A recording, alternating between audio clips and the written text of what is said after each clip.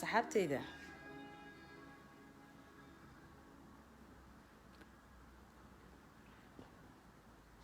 maanta ma aqaana waxa qaldan ka dhaha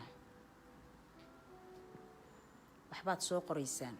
gabooyo iyo waxa soo qoraysiin ma fahmin ani ma sheegi karo meesha aad ka socotaan iyo ka dhaha hadii aad sugaysaan laki xaaji wacays in ay habar waalan oo lacag lagu soo shubtay inay u jawaabto hadaa sugaysaan it's not me laki meesha ay ka timid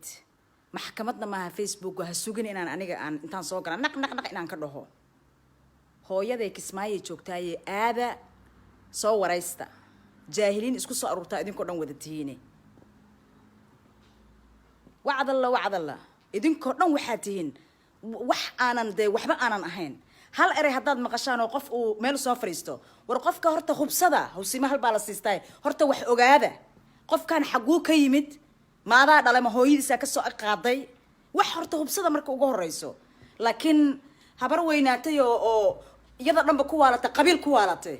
aniga ma ahay qofka u jawaabi lahaa saamaba garanayaba horta qofkina aqaana soo kama horeyso anyway waxa waaye intaasna idinka idinku qancinaysa idinka idin jeclahay oo hadalka iska soo daldalayo ma ihiti u jawaabi lahayd aniga mar walbana waxa aniga aan ahay baan ahay hadii aniga waxaan ahay arabtidne Facebook anigu maxkamad ma saarniye orado hooyaday wixii joogtaa Kismaayo joogtaa u tago gabadhaada yay u dhalata soo dhaha orda nacala jaahiliinta tiin ku yaale akhas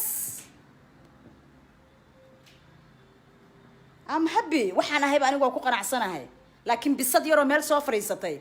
oo iyada dhanba waalanbo miyaan anigu u jawaabaa who am I marka ugu horeyso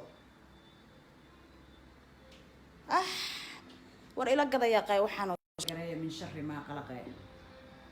hada xunha iga raadinaysa qof waxa shimbir walba shimbirkiisu la duulaa waa inaan horta aan la duulaa qofka horta leverkayga markuu yahay laakiin qof iska waalan oo wuxuu isticmaala aanan ogeyno ma cirbad baa ku duran ma kaniini bay isticmaashaa ma waalan tahay ma fiyoodahay miyaan u jawaabi karaa qof dhan oo bulshadaasi waxaan ahay magac ku leh waxaan ahay qof dadkii oo dhan indhaha ku wada hayaan intaaba idinka hadda iga keena mooyaane wallahi billahi tallahi